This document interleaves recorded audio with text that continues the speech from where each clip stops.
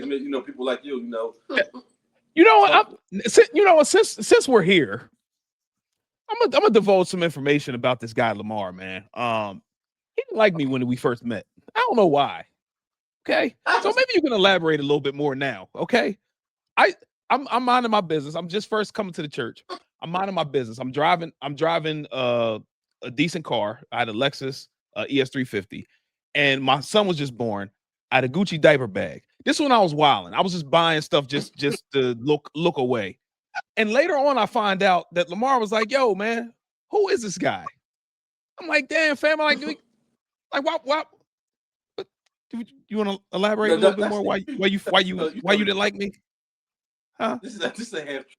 The truth is, I didn't. So we first started going there. We went to small churches that we have a bunch of security. I didn't know the security protocol, so I was always like, "Who this guy with the Gucci bag and the lecture sitting in the front, but he don't preach?" I was like, "Who? Like, is he a preacher or not?" Because I was confused. He got the Lexus, he got the Gucci diaper bag, he got and he always wore a white T-shirt. So it was like, it was just like, but it was early on going there, so it was a different environment from what I was used to. So I didn't know that. I thought you might have been the pastor one. You never know. You got the Gucci and the Lexus. You were successful, so I thought, hey, maybe one of the elders or something like that. That's crazy. I'm glad God changed your heart. I'm glad. Thank you.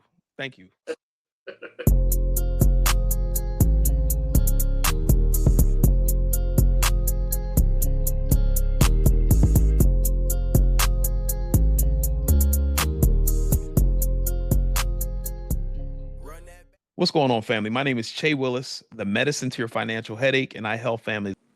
Hey, family. This is Che Willis coming back with another episode of Wealth is a Journey podcast. Guys, this is episode 146. 146 weeks of consistency, 146 weeks of getting it done. We outside. Guys, last week we started our marriage episode, and we are going to continue with that. But before we get started, if you are a first-time listener, watcher, subscriber, thank you so much for joining us. On this podcast, we talk about faith, family, and finances, among other things. If you are a return listener, watcher, subscriber, thank you so much for joining us again. Hopefully, we are adding value to your lives on the way to the M's, because we are 1,000% on the way to the M's. And you may say, Che Willis, what exactly are the M's? We are talking about millions of dollars in assets and cash, if you choose. And how are we going to do that? We are going to reduce our expenses and take that money, that pile of cash, march it out into the marketplace, and make us some money babies. That's exactly what we're doing. And in the very beginning, I talked about having my rich friends on here. And today you guys are in for a treat. I have some of my rich friends, Lamar and Christina Waples. Let's go. Let's go, man.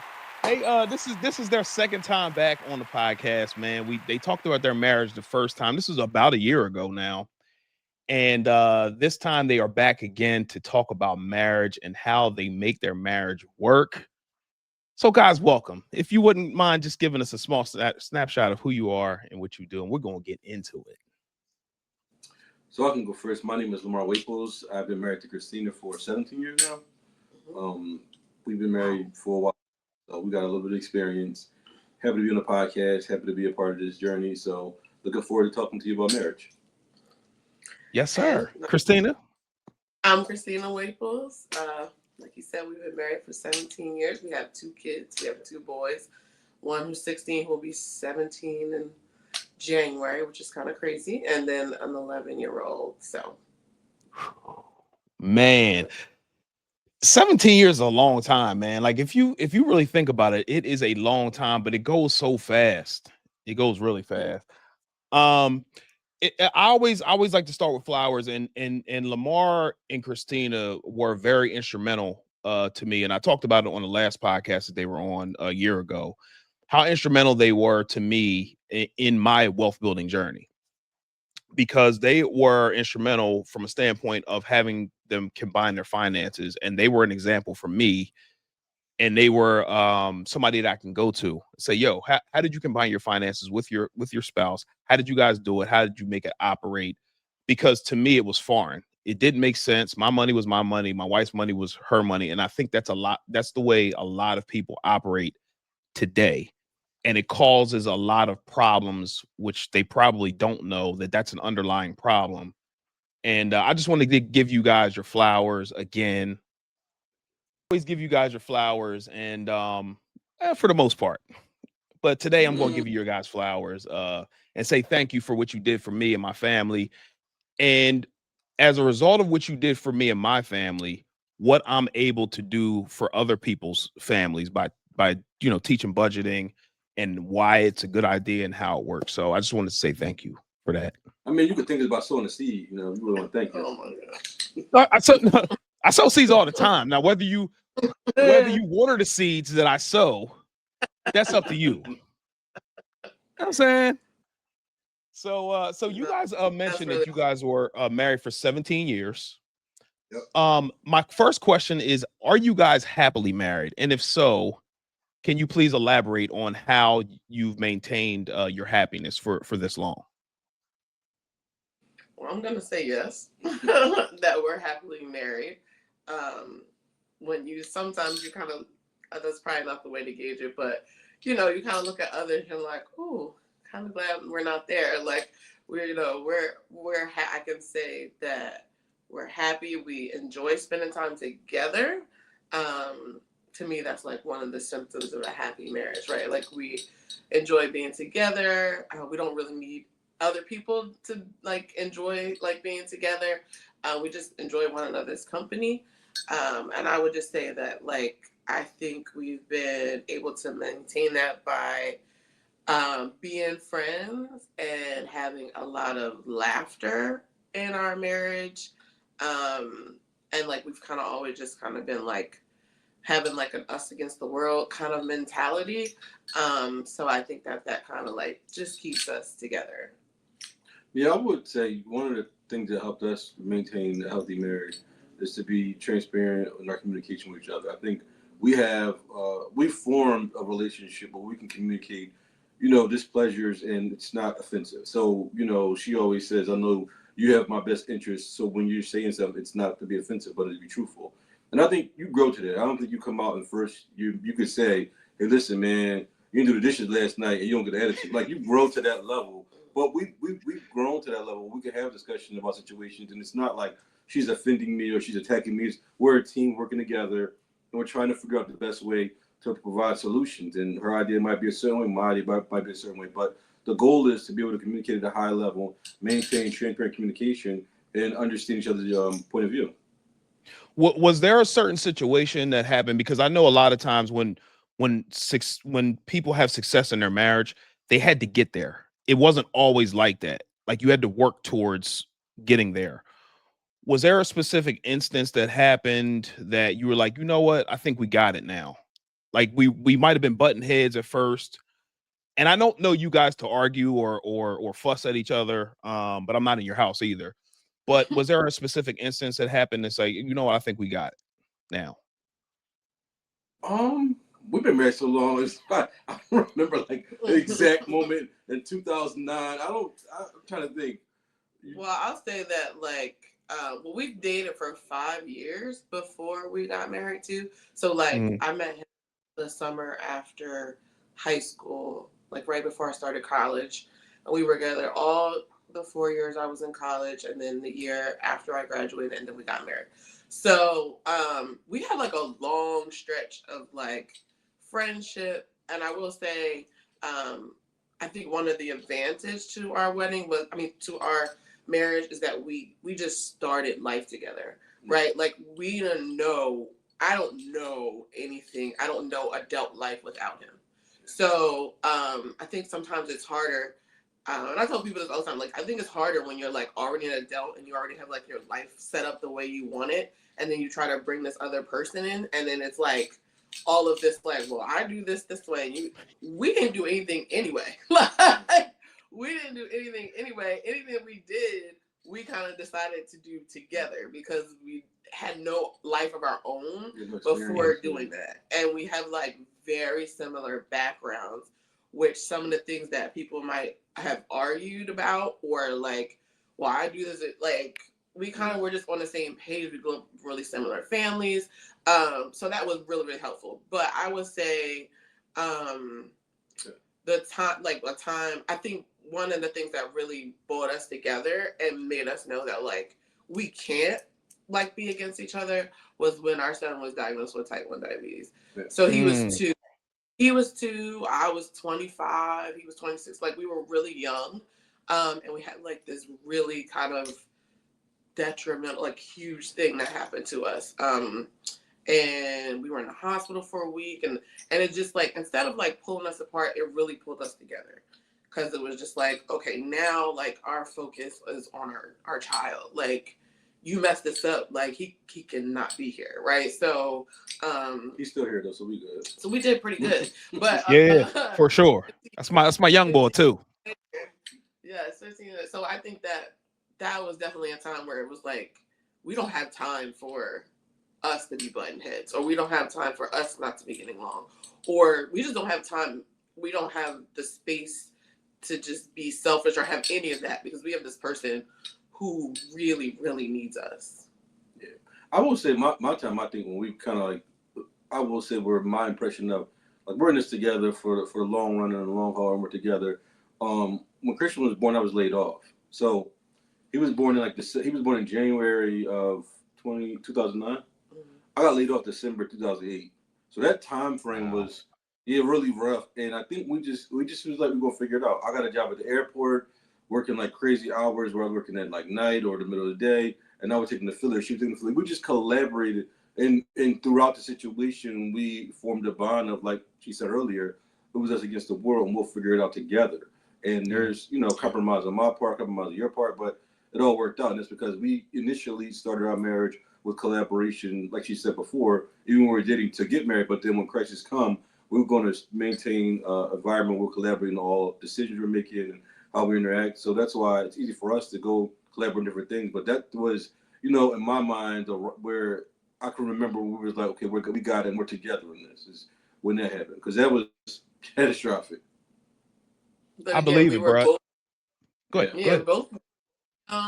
We were both like, again, like we had no other reference of like our lives as adults other than the two of us, and then two of us in Christian, right? Like he was born in January, we got married in August, so it was like always the two of us in Christian. Yeah.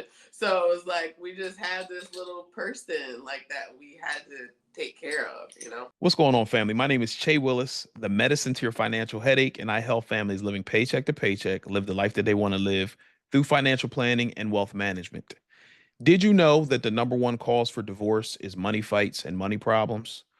If you are struggling financially with your spouse, you have come to the right place. We have an online course, we have a community, and we have one-on-one coaching that can help you live your best financial life and cut down on a lot of the money fights that you and your spouse are currently having. So if you are struggling, please make sure that you go to wealthisajourney.com to fix the issues that you guys are having currently surrounding money. A lot of us were never taught, and that's okay. But if you know that you need help, do not stay stuck. It's time to start living your best financial life with your spouse starting today. So go to wealthisajourney.com so you can start living your best financial life starting today. Let's go. So that leads me to my next question. So like you guys said that you worked together and collaborated in the very beginning, and then you guys got laid off, or I'm sorry, Lamar, you said you got laid off around 2008, 2009, which was around the time that the housing market crashed. And so there was a lot of chaos and a lot of things going on. And I believe that a lot of families probably broke up at that point in time. And fast forward to now, a lot of things in the economy are going wrong. People are losing jobs. The president's doing what he's doing, and there's a lot of chaos.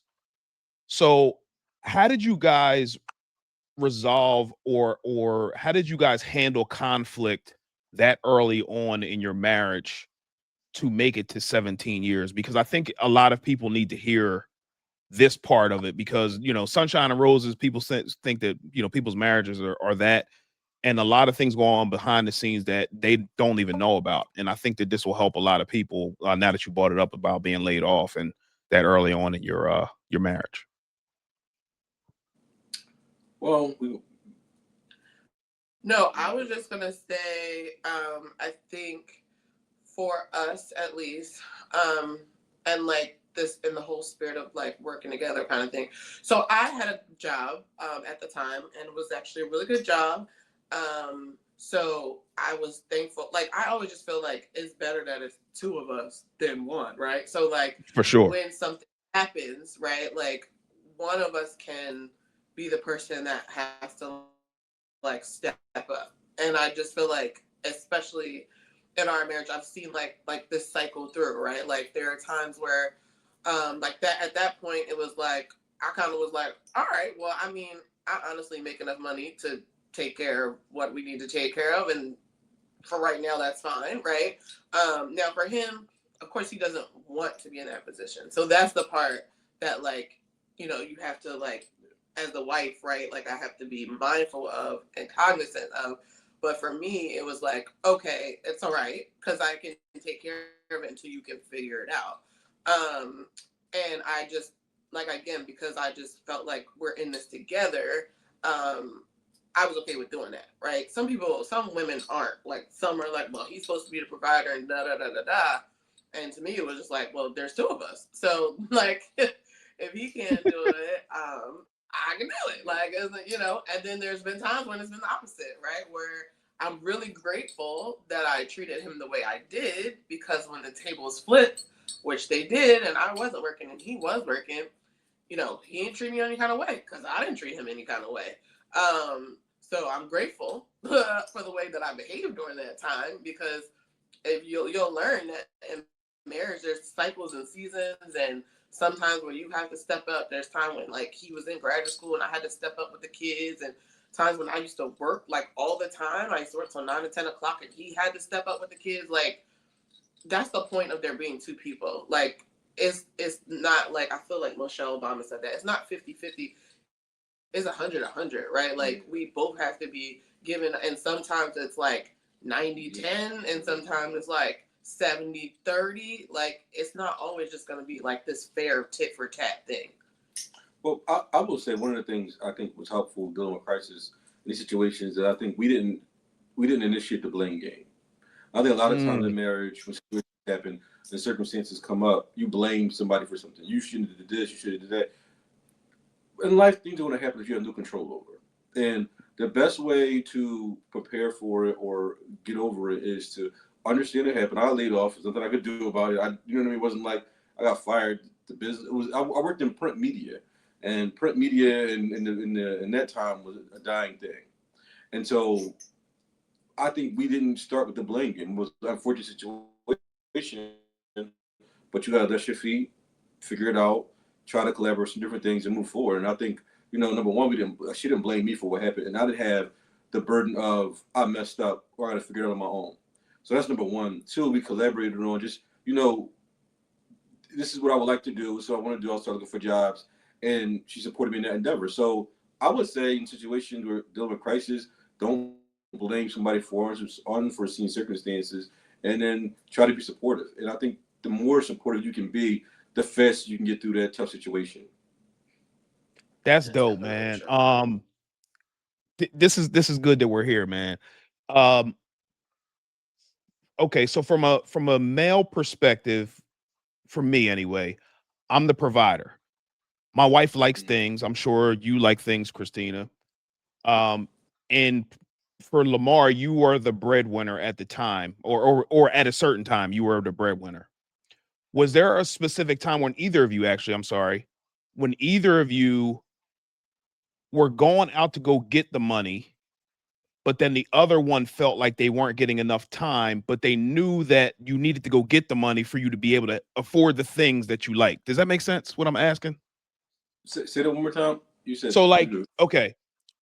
So like, I feel like I gotta go get the money. My wife likes things. She likes going on trips. I like going on trips. I like nice things as well.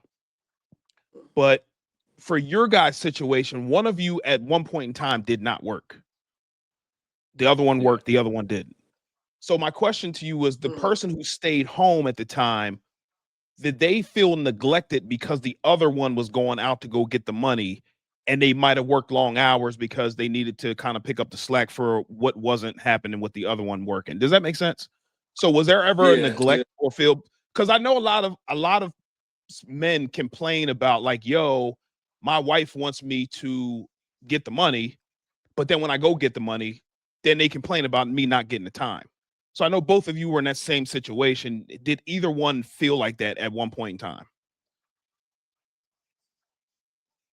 I was laid off for probably like 3 or 4 months before I got like a stopgap job at the airport. So it wasn't like a long time. Now, Christina was a stay-at-home mom for 5 years. I never felt like she put a lot of pressure on me with different things as far as her being home, not spending enough time. I mean, listen, we got kids to feed, a mortgage to pay. So her mentality was whatever you gotta do to get things taken care of. So when I worked, I was like, can you get another job? No. So I worked. I mean, at the time I worked. I worked a job at a chemical company. It was pretty demanding, but it was a good job though. She never really gave me any grief about it, because the overall goal is everybody have roles and responsibilities. At the time, my role was to be 100% main financial provider for our family, and her role was to, make sure the home is good, stuff like that. So it was really just a role adjustment, and it wasn't really an indictment on you not being home. I mean, like I said, we had bills to pay, and somebody had to go pay them. So I could let you talk more about it since you were home. I don't think I would say from him I felt neglected. I think it was more like I had my own issues with being home and not working and not contributing. Because, like we said, like I always worked. I mean, even back to like when we were in college, like I had jobs and he didn't work because it was like he was like, no, I got to focus on school, and I'm like, I can focus on school and work. Like, what's that about? So it was really hard for me not to like be contributing to our house. But you were contributing to the house though. So how did you feel like you weren't contributing? I know, and he would say that to me. Like, I'm gonna give him his props. He would be like, you just in a different way. But I'm just telling you what my internal struggles were. Sure. And it was like that was really hard for me. Like, there were so many times that like I wanted to just go back to work. And like you said, because you don't have all the things, you've got friends who have things that you don't have. But I will say that like I learned how to be kind of content in that, and I like would kind of hustle in my own way. I was doing, whatever, like decorating people's houses and making wreaths and I think I got that from like my mom stayed home with us from the time that like I was born until I went to 6th grade. So I saw that growing up, and I saw like my dad worked. And when I was younger, my dad used to travel a lot and stuff too. And my mom was with us. And like a lot of the time, it was like my mom's job was to raise us and my dad's job was to work. And I just saw how my mom, she was so like, what's the word I'm looking for? Like industrious. Like, like she would just figure stuff out and how to make things work for us. And like, sometimes I didn't even realize like how much she was doing to do that. Like, we thought we had like the best childhood ever. Like, we spent our summers, we had like this little peanut shaped pool. We lived in a row house and we had an above ground pool that my dad, so you had a pool from when you was younger. So yeah, I've always had a pool. Oh, we okay. lived in an apartment with a pool in our complex. My dad is like a pool person. But we had like this we lived in a row house with an above ground pool that my dad built a deck around. So we thought we had an in-ground pool. And that's like, dope. We did that every single day, or we went to the beach, which was free. But we thought like this was the best, we had the best lives ever. But it was just because my mom like made that happen for us. So I just felt like I tried to learn from that. Like, okay, like this is what I'm doing now, and I like just tried to make the best of it. And I'm not gonna say it was easy. I like literally had to consciously be like, this is what I'm supposed to be doing right now, and it might be hard like this now, but it won't be like this forever. Yeah, that's dope, man. And talk to the person who's struggling with that internal battle? Was it like a daily thing that you had to continue to talk to yourself? Did you talk to somebody? Did you read scripture? Like what was the thing that you did to kind of get over that? Yeah, it was definitely like a daily thing for me. Um, it was funny because I would like one time someone asked me and they like had no like malicious like it was just like, hey, what you got going on? And I didn't have anything to say, and that made Mm, me I was messed up for like a week and a half because I'm like I don't nothing, just taking care of my kids, yeah. and like I'm a very achievement driven person. So that was really hard for me. And like that was the smallest thing, but that John messed me up for weeks. So I will say that like I definitely had to read my Bible. There were a lot of women at the church who were really helping me. Like Michelle Reeves would like, she would give me papers like, read this about being a mother, and she would always tell me like, hold on, you're where you're supposed to be, and I'll be looking like, whew, you sure? Like, like for real, like I would when she was like, don't quit, and I'm like, I would be looking at jobs and stuff like that, and just I got a lot of reinforcement from that, and then the other thing was just like, so I had all this time, so I just got busy. Like I served a lot. I served a lot at the church. I felt like I didn't have money to give, but I had myself and my time and my talents. So I just Mhm. got busy of like doing stuff, and so that kind of filled that void for me. And the church was definitely instrumental for me. Like the things I would get to do for the church, and it like included me being able to shop with like the first year I decorated for Christmas. Like they don't know how that was for me because I was given this large sum of money and allowed to like go shopping for Christmas supplies to decorate.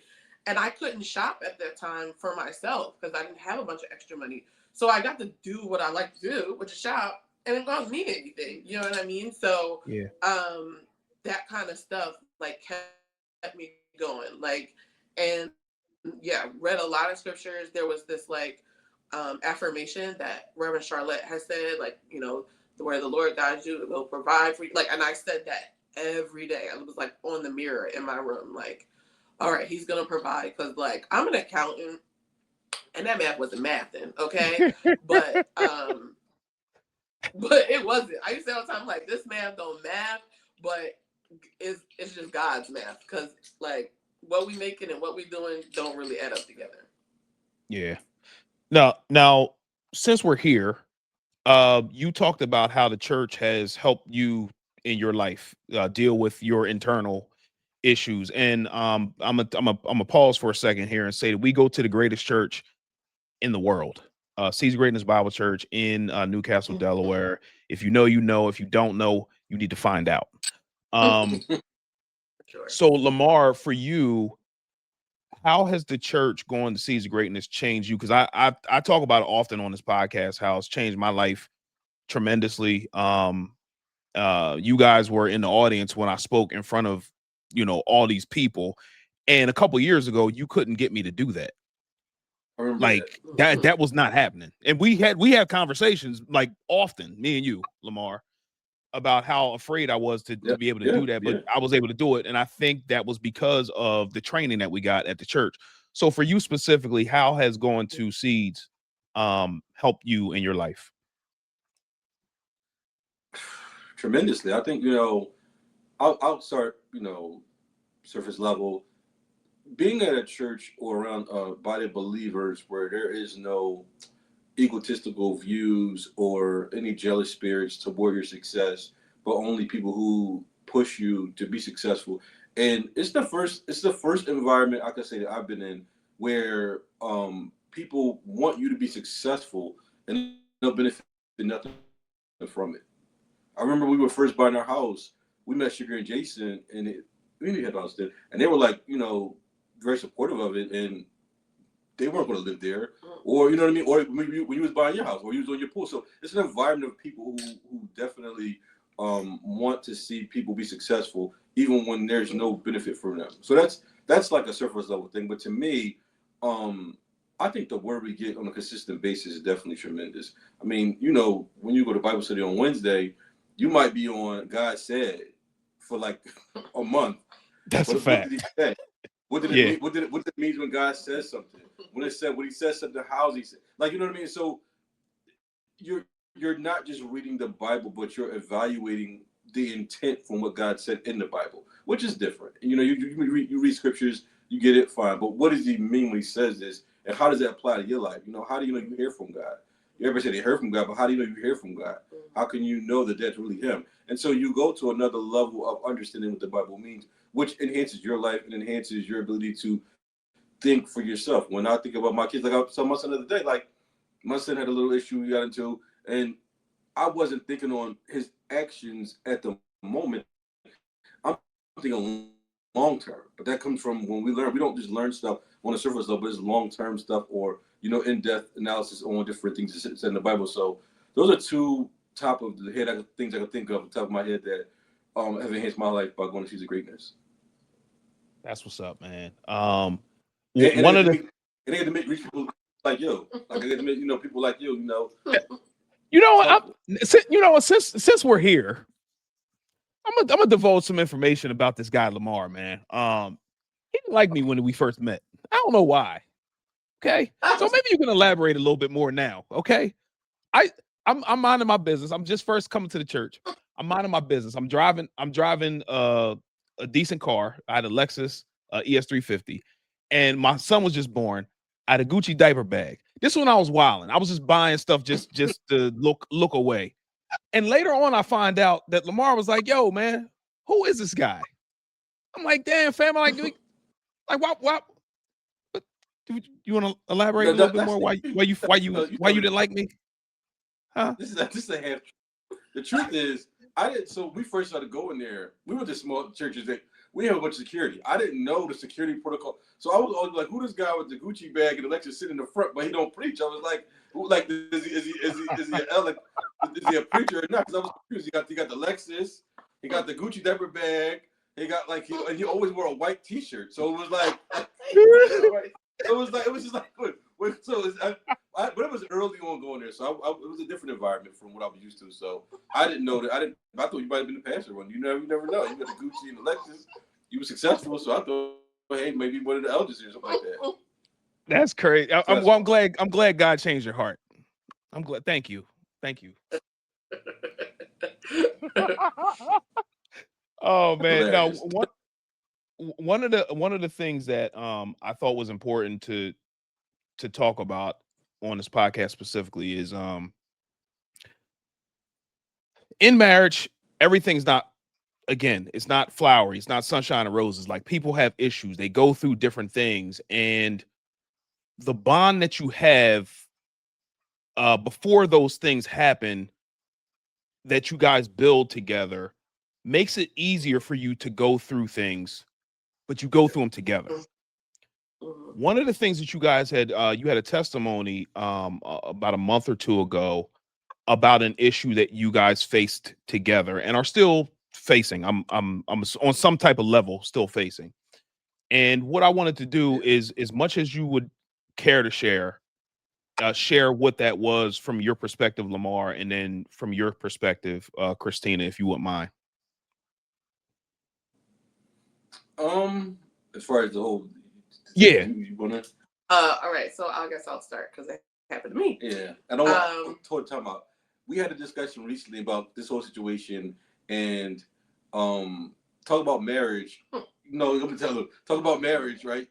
I was telling this story to everybody about the situation, and Christina felt like I was telling her testimony, but I was only saying it because, like, it's kind of like it's her testimony, but she didn't visualize it, so it's kind of like I was telling my viewpoint of it, and so she was a little upset about it. I'm gonna let her tell her testimony and her story live on Chase Podcast. Let's go now. There you go. That's marriage and work right there, Chay. There you go. Go ahead. Look at you, man. Hey, man, they don't men do not miss what he just did. I have to be patient. Don't miss what he just did. No, there's no long suffering in this marriage. Okay, so I will tell my own story. So I guess I, for the very first time on September the 6th, I had a seizure. And I was asleep, and it was probably like 8 in the morning or something, like 7 or 8 in the morning. It was 5 in the morning. Okay, 5 in the morning. Again, I didn't see that part. And I was asleep, and then I went into the seizure. So apparently I was shaking, and my eyes were opening and closing, and Lamar woke, like I was shaking so much that I woke him up in the bed. And he called an ambulance, and the first thing I remember is waking up and there being this, EMT, and she was saying to me, okay, let's get you in a chair so we can get you downstairs. And I had no idea what was happening. I'm like, get me in what chair? Like, what's happening? And apparently before that, I had been speaking, but I, to this day, don't remember any of that. So I went to the hospital, and I was there overnight. They took like every test, the CTs, MRIs, all this stuff, lab work and whatever, and they really couldn't find a reason why that happened. Like, nothing was wrong, and they couldn't find a reason that it happened. So they were kind of like, we're not going to put you on medicine because it's like a one-time thing, just try to rest, blah, blah, blah, blah. So go back to life. I go back to work. And then it was my 40th birthday, and we were going, like, leading up to my 40th birthday, we were going on this cruise. So we go on the cruise, we go to Rome, we spend the day in Rome, we get on the cruise on Sunday, and Monday morning, that time it was like 8 or 9, I had another seizure. And this time Lamar was awake in the bed, and he saw me. And again, I woke up in the cruise hospital. So the hospital on the cruise. I didn't really, again, not remember anything that happened. They gave me a bunch of medicine there because they didn't have like CT scans and all that kind of stuff. So they just gave me a bunch of medicine that made me like really dizzy and all this other stuff. So they were like, when we dock tomorrow in Santorini, Greece, you need to go to the hospital. So in Greece, I was strapped into an ambulance and taken to the hospital, or what was like a medical center. So like kind of like an urgent care kind of place there. Again, they did all those tests, CAT scan, lab work, MRI, and again, they found nothing. And that doctor kind of wrote that I was fit to sail. But when we got back to the cruise ship, they said, no, we're not letting you, you're going to be medically disembarked. So thankfully, due to our port agent, he kind of brought up to them that they hadn't passed our bags through customs. So like we would have been stuck in Santorini trying to figure out how to get out with these bags that had gone through customs. So they were like, okay, you can get back on, but when we get to Turkey tomorrow, you have to get off. So that's what happened. We had to get off, and we had to get home from Turkey. So several flights, or a couple of flights, we had to fly to Izmir, and then like we had to drive to Izmir, fly to Istanbul, and then fly to London, and then fly to New York to get home. So that was just like a crazy situation. So this is still, going on for me. I've been like, because once you have 2 seizures, you're considered epileptic. How you say epileptic? Yeah. Epileptic. Yeah. So, I mean, of course, I'm not claiming that for myself, but, I have to be on medicine, and I can't drive for 6 months. So it's just kind of altering our lives, at least mine, in a large way. So for you, Christina, for going through that, from being this independent person, being able to do things for yourself, to now have to wait on Lamar or somebody to come pick you up to be able to do certain things. I know you said from the work perspective that did something to you mentally. Is there internal battles that are going on now that you kind of have to get through now? And how are you doing that? 100%. I just told that to Lamar today. Like, he don't know conversation. I know, right? I'm a very, very independent person. Always have been. Like, from the time I was a little girl. Like, my parents will tell you, I'm just like, I have a really independent spirit. Like, I'm not going to wait on anybody to do what I want to do. I'm, going out here getting things done. So this has been a real challenge. Like, I am not worried about the seizures. Like, Mhm. legit. Like I know God can heal that. My brother was born with every other brain with as a seizure, and my grandfather prayed for him, and he is not. He's 35 years old. He has not had a seizure since. So Let's go. I am under no concern. It's not going to heal me from this, but not being able to drive is a whole other issue, right? That is the thing. But like I told Lamar, I think through this, God has really, he's teaching me a lot. Just to be patient. Number one, he's working out patience in me. He's working out it was patience, and then the ability to not be independent and have to lean on other people, which I don't normally do well with. I'm very much like, number one, I don't expect people to do things for me. Number two, I don't want to set myself up to be disappointed by other people. And number three, like I just don't want to wait on other people to do what I want to do.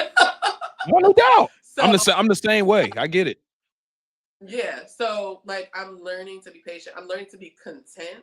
Like contentment is a huge thing. That I just have to be okay. I just have to be okay with being home. I just have to be okay with not being able to run here and there, especially around Christmas time. Like I just have to be content. And I think a lot of times, like we talk about that scripture, like I can do all things through Christ who strengthens me. But we guys got to back up a little bit in that scripture and like talk about how Paul was saying, like, I've been abound, I've been abased. Like he went through so many things, and in that he learned to be content because I can do all things through Christ who strengthens me. That means I can do bad. Like I can go through really bad things. I can go through good things. I can do all of those things and still be content. So that's what I'm learning. And I told Lamar today, I said, I'm getting the lessons. So God, we can wrap this one up. Right? I was like, we can wrap this up because I get it. Like I get what you're trying to do. But honestly, it's nothing really. I can't drive until March 26th. So wow. So Lamar, go ahead. No, go ahead. What are you gonna say, Christina? No, I was just saying I just have to be content with that. And thankfully I have, and like I said, that like leaning on other people through this, like I've seen just how much I am loved, how much, people do want to do for me that I didn't really think that before. And thankfully I have a husband who's willing to do things and take me places. I've got parents who live close to me who are willing to do that, and brothers and sisters and laws, and just I found out that I do have all these people to help me. Yeah. And you got to think too, Christina, like for people who don't know you, unlike Lamar, you sow a lot of seeds. No, that's just me. Okay, I'm sorry. No, you sow a lot of seeds, He right? sows the seeds in his own way. He sow that's my man. He sows seeds, but if you sow a lot of seeds, then you have to look for the harvest wherever it may be, and I think too, having that independent spirit, it puts blinders on you for other people to be able to sow into you because you're so used to doing it on your own. Does that make sense? Yeah. So I'm not saying that that's a 100%. lesson, but it is a lesson to be able to receive from the people who love you, who want to do for you because they know that how much you've poured into them and in their lives and things of that nature. So that's something that I actively work on as well. So that's how I recognize that and was able to say something about it. Yeah. But 100%.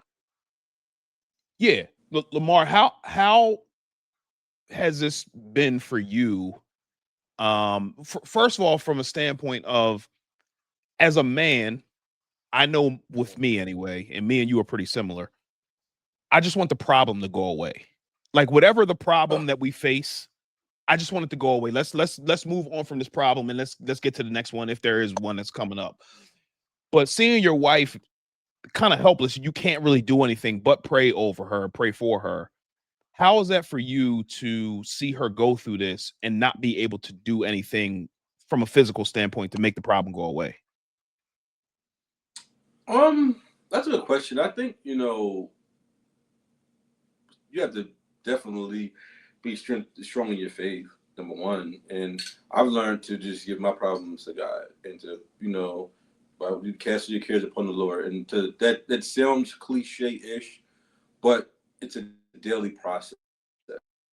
So what does that look And so, like? Like when somebody says that to somebody, like, hey, cast your care on the Lord. Like, how do you do that from a practical standpoint for somebody who's watching who doesn't know God? Like, what does that look like for you? So a practical way to do it is, if you read in the Bible in I think Ephesians, God tells you to give your cares to Him, and He tells you you're not supposed to worry.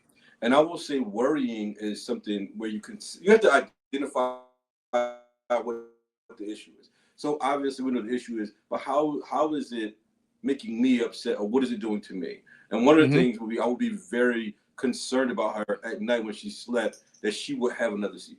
So that's a real situation. And so I developed worry. And so when you develop worry, you're not supposed to have worry as a Christian. And so it's my responsibility to replace worrying with praying. And so what I would do is pray every night, Lord, cover her, protect her. So that way I'm putting all my care and worries that would develop in me onto Him. And that's a practical way. You could just pray to God for anything or any situation you're going through that's bothering you. It doesn't be this intense, but it's a daily practice where I'm trusting God to cover us versus me, because Chad would stand up every night. Like I was stand up like at night. Yeah. She would move out with go like this. I'm like, you know what I mean? Like I'm like, what's going on? Like, it's not realistic. You can't do that forever. There's not long standing. And to me, I had to become practical on, okay, what exactly is the issue? And the issue was I was concerned about this happening again. And you have to, like I said, you have to really replace that worry and care with trusting in Him. And you can only do that by giving that to Him through prayer. And that's what I did. Man. And now from another standpoint, which is funny, but it's not. When I'm driving in the car with my wife and she wants me to go a certain way, I'm thinking to myself, okay, well, if you want me to go this way, why don't you drive? Oh, but it's not funny now because you can't do that now. You can't even say that jokingly, like, yo, well, why don't you drive then?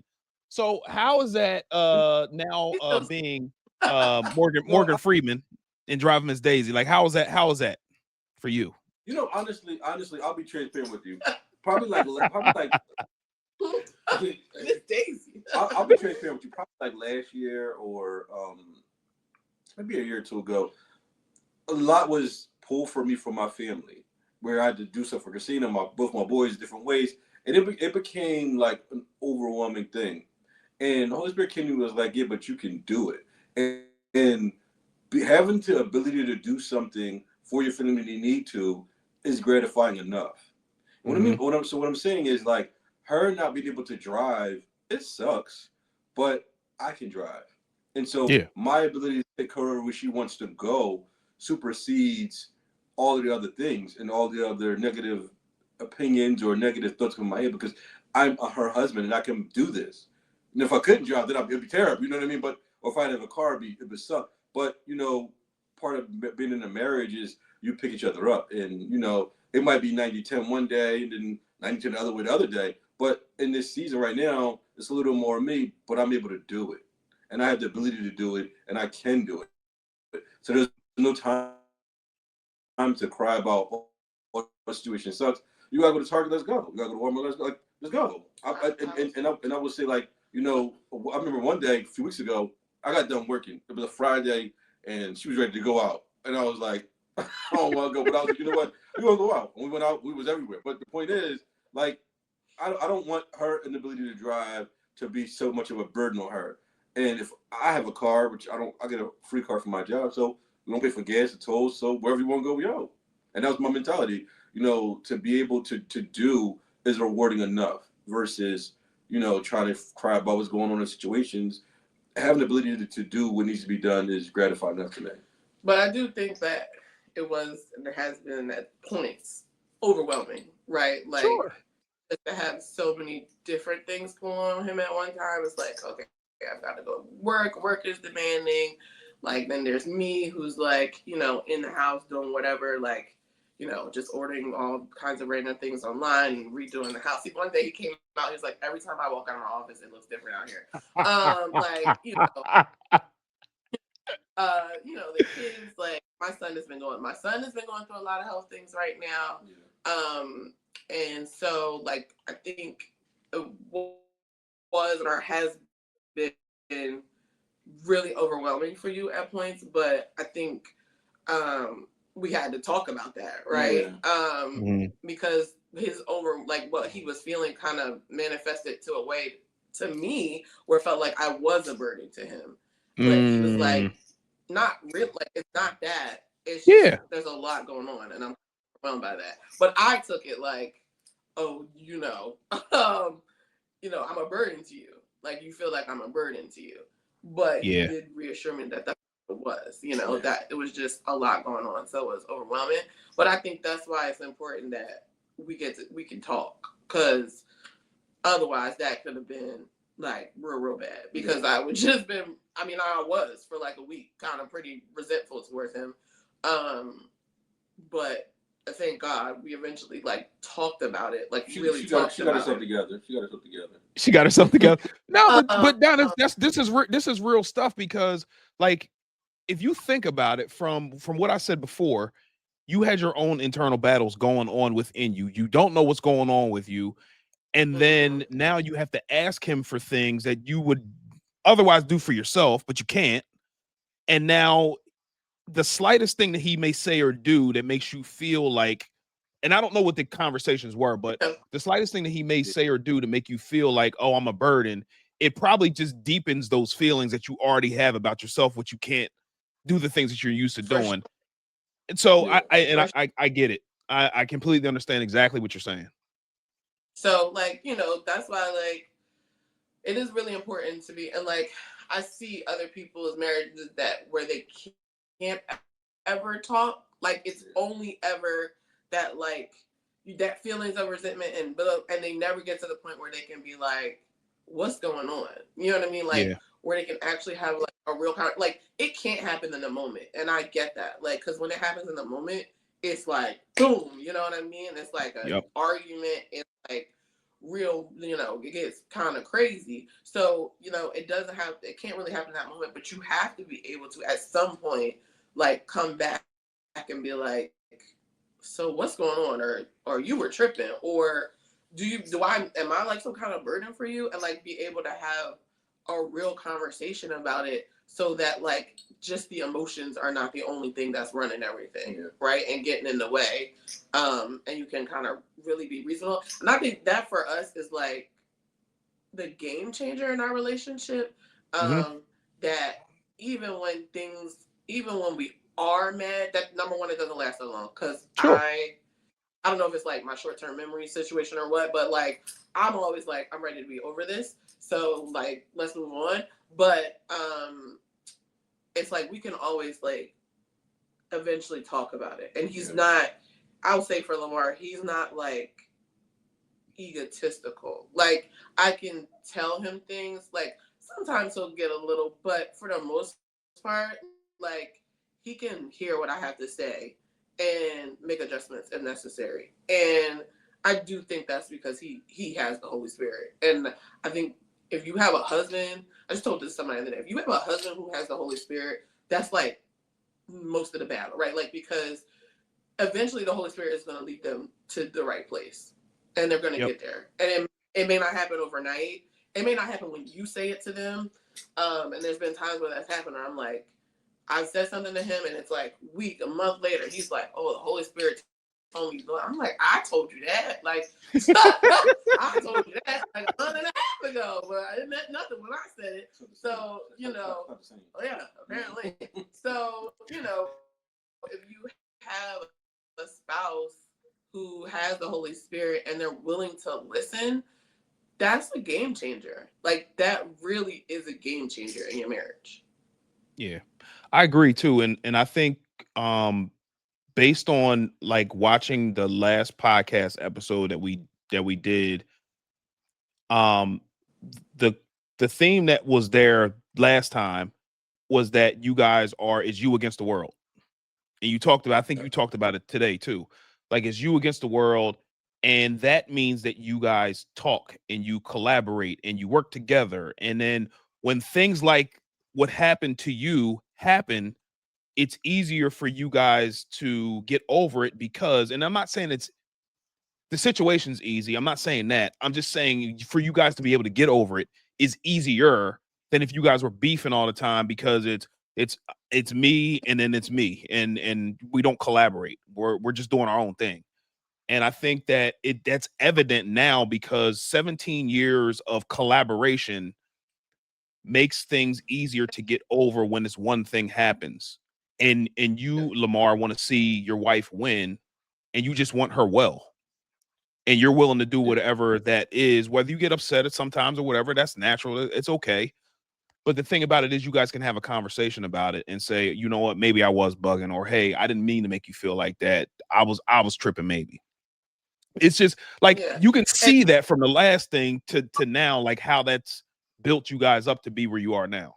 Yeah. It's beautiful. Yeah, there's no room for selfishness in marriage. You know. Yeah. It's just none. Like if you're selfish, you just shouldn't get married. Because it's not gonna work. Like there's no room for it to be just about you or what you want. Like sometimes I even struggle with the term self-care because like I get the premise of it, but especially as a wife and mother, like there's always a piece of me, like everything I do, I think about how it affects them in it. There's nothing, and like I said, I've only done that my entire adult life. Like job decisions I've made. Because you couldn't have told me when I was, 20 years old that I wasn't gonna be a partner at PricewaterhouseCoopers when I was 30 years old. Like that was the goal, the trajectory. I had all the things to be able to do it. I was on the biggest client. Everybody loved me. And then I had Christian, and I was just like, I can't work till 10 or 11 o'clock. One night, I literally worked all night. I worked till 6 a.m. Like, I can't do like, I can't do this and have a successful, like that day, he was like, dude, like I got home at 6, took a shower, got Caleb ready, took him back to daycare and went back to work by 9. Like that's not gonna work. Like if I'm gonna have a happy home. And I'm not gonna miss my entire child's life. Like, so it was like I had to take a different job. Like I had to get a job that had like a more regular schedule. So that might have been my goal and dream, but what my family needed was more important. Like it's always about what's gonna help the family. Like if you going back to grad school means that we're going to be able to make more money as a family, dog, you're going. And when he was in school, don't worry about the kids. Like, I got this. I'll take care of this. I'll cook. You need to go in there and study. Yeah, and all this work. You need to work and you need to study because you need to get this degree and get you a job that makes more money. and look at him now. You know what I'm saying? Well, yeah. He got the new job before he even finished school. Look at this guy, man, and we didn't even mention where y'all was at. Like y'all not at home. You know what I mean? Y'all, we gonna leave that alone. Y'all not at home now. Y'all not at home. That's what behind the scenes. That's behind the scenes. Oh my gosh. That's dope though, because you mentioned something that I think is very important too. It's family first. And if you put the family first, the money's going to come. You will go through trials and tribulations and bumps in the road and things of that nature. But the time will come where you will reap that harvest that you guys decided to go on the journey together. Because a lot of people nowadays will just go after the money. And whatever it costs, that's what it costs. Not thinking that, hey, if I take care of the family and then we agree together that this is what's going to happen, then the money will come later. Yeah. I can't even, like, I'm going to be honest with you. I can't take credit for that mindset. Like, that I learned from my parents. But it happened, though. Continue. I'm sorry. My parents used to always tell us, like, we're not going to have everything everybody else has because we've decided for your mom to stay home with you guys.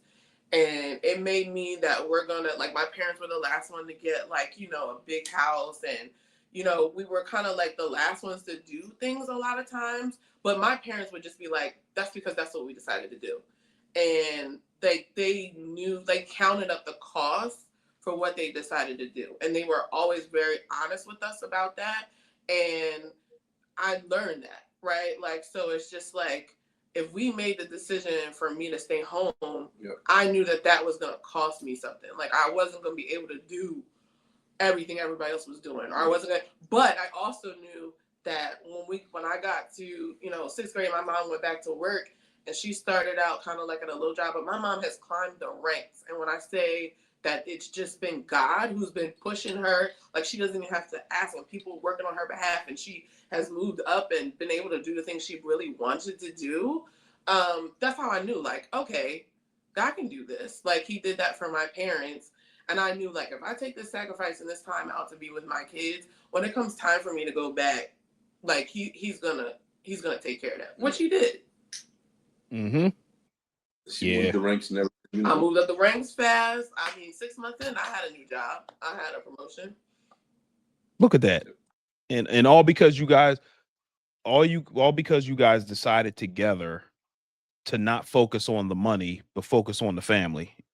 And then the money came later. And now it's, I think we can both agree to this coming in abundance for you guys. I mean, God is good. Oh, we know. Oh, we know. You gotta relax, yo. Yo, fam, I told y'all, like, when the cat is out of the bag now, man, people know. But even in that, like, God is just, he knows what you need when you need it, right? Yeah. So the times when we didn't have that much, we had small kids, you know, like, it was easy to be like, you know, anything was fun to them. You know what I mean? Like, I would just be like, oh, we're gonna, you know, go to this museum, it's free, we're gonna go to the library. Like, anything was fun to them. And we go to the park all the time. Like, anything was fun to them. They didn't, you know, require a whole lot. You know, even with Christian, the things he was going through medically, like, we lived in Delaware, he had, like, Medicaid, like, it took care of all of that.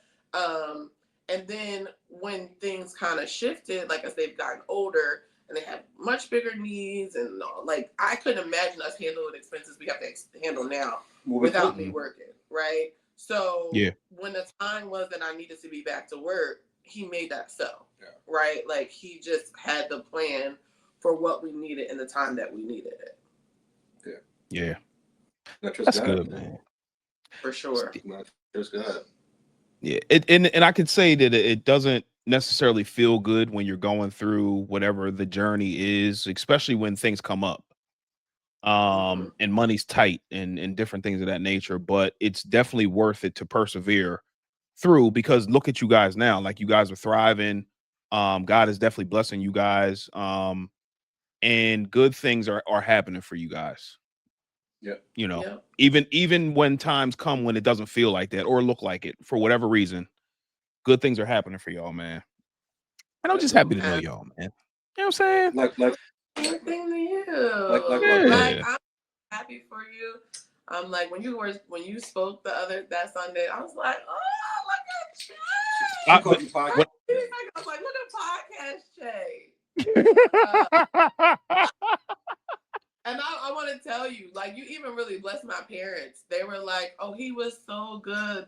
You know, you even like influenced them, and like how they were thinking about, you know, their finances and stuff. Because if I'm honest, like, they didn't, like, they did their money together, but the money was my dad's. Because he worked. I understand. Which is very different, right? Than how we do. So, you know, even I think you even helped to kind of change their mindset some too. Yeah, that's awesome, man. Thank you. That means a lot, man. I appreciate that, because it took a lot. It took a lot for me to get up there, and again, years of practice doing this helped me do that. Yeah. And even when things didn't look good, persevered through the difficult times and the mentals. You know, why are you doing this? Like, you like, people, they're not gonna understand this. Like, what are you saying? Like, these are internal battles that I have to push through to get there. And I'm just glad that it came off and was able to bless people, man. That's huge. So I appreciate that, man. Thank you.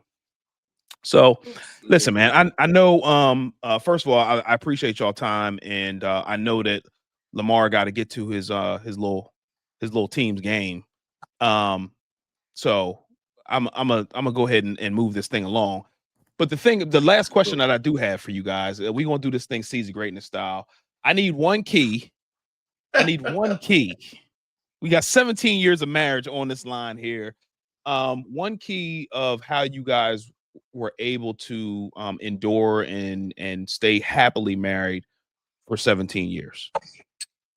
So I'll give my key. I think one of the biggest things we've been able to do is have internal communication about disagreements and keep it internal. And I read something the other day, and I want to make sure I say it right. It was public explanations.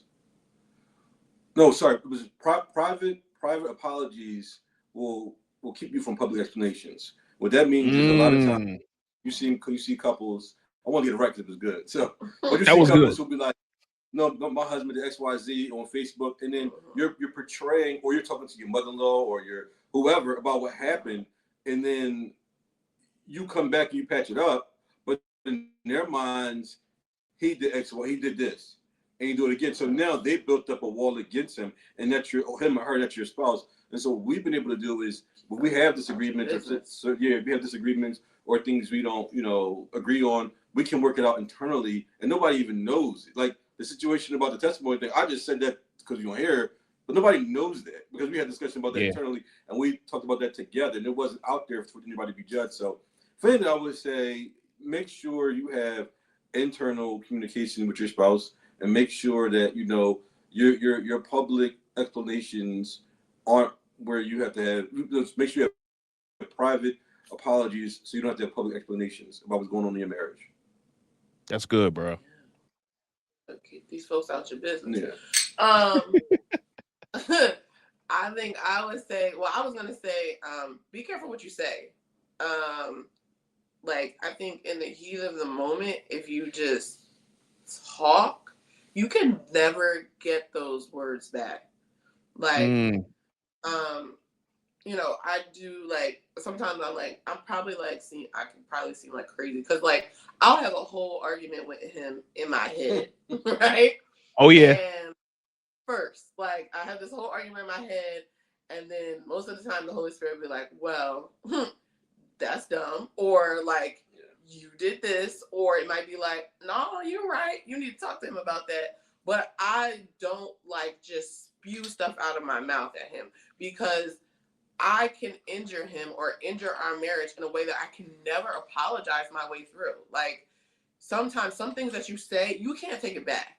You can apologize, you can seemingly move on, but those things are always in that person's head. They're somewhere deep down, they know that you think they're a filthy liar, right? Because you said that, because you said it out your mouth. You know what I mean? Control your mouth, right? The Bible says that a wise person can control their tongue. They're a person of few words. And I think, just like he was saying, sometimes people just talk too much. You just running your mouth to any and everybody, telling any and everybody your problems, that he did this, that he did that, because you want to seem like you're part of the group of people who got a bad husband or something. I don't know. But it's you can't take that stuff back. Yeah. You know what I mean? Like you said, you can't make your family like him again because you done told him every bad thing that you can think of, maybe even add a little extra, exaggeration on it, so they can be like, girl, you right. And then when y'all patch it up, they still hate him. Yep. And then there's conflict within your family. Just watch your mouth. Everything doesn't have to be said. Have those conversations inside. Let the Holy Spirit let you know what you should say about, if you should say anything, what you should say, and when you should say it. Yeah. Man. Now that's right, man. Y'all both of y'all are right, man, because you don't know how many times that some of my homeboys or whatever tell me something about their significant other. This was years ago. And then I'm looking at them when they get back together, I'm like, yo, well, you were just telling me that she or whatever did this, that, and the third. What are you doing? And then it's a constant cycle. Why are you doing this? But hey, man, glad for punishment, I guess. That thing that person is doing, that thing that person is doing, you as their spouse may be meant to be there for them to help them through that. You know what I mean? Like you said, well, why would you get back together? Maybe like that person is there to help that person through whatever that struggle is. But if you put that struggle out to everybody, like you said, you don't have that private space to make your spouse a better person. Yeah, I read something that says, you know, when you're married, God gives you that person's heart, not an audience. And so what that means is when, like you said, don't be trying to bar us to death, man. I see what you're doing. You're killing right now, man. Continue. I'm sorry. I just wanted to let you know that you're killing. No, but think about it. God gives you God gives me her heart, not an audience. And so when something happens, it's not time for me to go get an audience off of what happened. It's a lot of times, like you said, if something happens, it's time to pray about it. And a lot of times, I've prayed about things in marriage and they've changed, and I ended up to tell about it. And so you learn that everything you go through doesn't have to be displayed or portrayed or discussed, but you can keep it internally to yourself. And sometimes you're in marriage, you'll have situations where aren't, favorable, but you work through it and they change. I mean, we're not the same people when we first got married at all. I've changed, you changed. But the most important thing is, like I said, when you get married, God gives you that person's heart. And it's not to try to get an audience, but to love them like he asked you to. That's dope, man. Nah, you're absolutely right, man. And that's another thing too. Probably another day for another conversation as far as like going through the changes of from where you were to where you are now. I think some people hold on to that person, and the evolution is necessary for everybody to grow. And that's probably another conversation for another day, man. That's a whole nother podcast. But we gotta continue to evolve and keep your business to yourself. Like if you need to confide in somebody, obviously you want to make sure that you're confiding in somebody who's not going to broadcast your information out there and just to be a sounding board for them. But you also need people in your life to tell you, like, yo, you was probably bugging. And I know for me and Lamar, like, I know he's a person I can come and talk to. Yeah, we talk all the time, even though I'm his OG. And I talk to him about like stuff that I may be going through. You know what I'm saying? Like, yo, man, was I bugging? And he might tell me, like, yeah, you was bugging. Huh? Yeah. But that's only do that with certain people. You can't do correct. That yeah, you can't do that with everybody. No. You cannot do that with everybody at all. But yeah, yo, this has been super dope, man. And I hope that other married couples pulled all of the gems that came from this episode and the episode before from about a year ago that we did. And there was a lot of gems in that one as well. But I think what I got from this episode specifically is that whatever you're doing now, you're building towards something. Like everything might be good now, or you may go through bumps in the road now, but all of those things that happen are there to make you a stronger team. Marriage is a team. It's a team thing. And I see from what we talked about before to where we are now, I believe prepared you guys for what you guys are going through right now. And you guys are strong as a result of what those things that happened before and what's happening now. You guys are stronger because you guys decided to work together and collaborate. Yep. So I appreciate what's that? No, I said that's the thing. You just gotta decide and then do it. Facts. No, that's a fact, man. And I think too that's something that we miss as married folks also, is that we try to make these independent decisions and then hope that everything works out without going to the other, spouse or whatever. And if we continue to collaborate, I believe that our lives will get better. Like in the family will get better. Yep. But hey, man, hopefully, like I said, hopefully this has been good for somebody else, because it's been good for me, because watching you guys and what your guys are going through helped me to understand too that the little things that we go through in the grand scheme of things, I want my life to be better. I want my wife's life to be better. And the things that we go through, the little stupid things we go through, it's stupid. At the end of the day, I want her life to be better and she wants my life to be better. So let's appreciate each other, because we're not always going to be around to appreciate each other. Like even with having deaths in my family and things of that nature, like I'm like it's bringing to the realization, like, yo, like you're bugging, like just enjoy life, enjoy, Yeah. as long as you Yeah. can, because life is short. So That's the I truth. appreciate Yeah, y'all, and man. that's why Go it's ahead. important. That's important when you have these situations where you do have disagreements. I will say we can have tough discussions to each other because our approach to each other doesn't make each other irate. So I'm not going to her yelling X, Y, Z, and vice versa. You know what I mean? It's let's have a discussion about this, and we kind of treat it like a meeting versus we going back and forth yelling. It's a terrible situation, and we start them off. We don't talk for 3 days, but that allows you to have that communication where you can discuss different things openly because obviously she's not yelling at me, I'm not yelling at her, but we have good tone, tonality to our discussion. So that's helpful as well in being married. Absolutely, man. Your brother, there's so many different layers of marriage um and understanding yourself and then understanding your spouse and then understanding how to blend the two together. Like that's an art in itself too. Because even though you want to say like you want to do all this and you can't, like, hey babe, you know what? Well, I don't really appreciate the way you talk to me.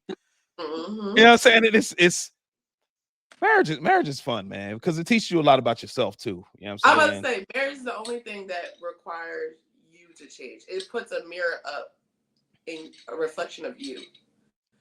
Facts. It's, you know what I mean? It's the only thing that close to you that requires you to look at yourself and do work on yourself for it to work. Right? That's a Like you can fact. have friendships with people and it could go wrong. You can be like, all right, well, I'm just done with that. You know what I mean? Like you can move on. But in marriage, like that other person is putting up a mirror for you to look at yourself. And the work is not, sometimes I don't like when people say work is so hard, so much work. The work is not on the marriage, the work is on yourself. Yeah. And when Facts. you're a better person and he's a better person, we are a better couple. Like I went to this, I don't know, I was in this theology Christian marriage class when I was in college, and he was saying like it's a triangle, and he's here and I'm there, but as we go closer to God, we go closer together. So as I work on myself and he works on it, and we get closer to God, we can only grow closer to each other. So the work is on yourself, and most people just don't want to work on themselves. But if you work on yourself, the marriage will be better. Yep. That's a fact. That's a fact. Yep. And that's exactly when my marriage got better. When I started working on myself.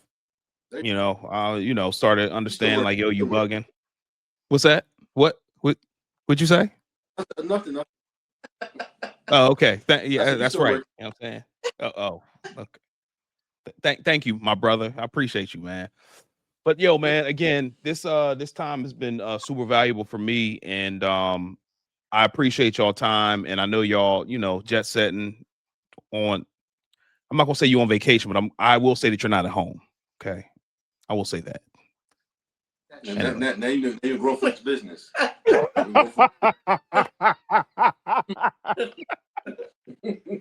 Oh man, yo, thank you so much for tuning in. Wealth is a journey. We will see you next week. Peace.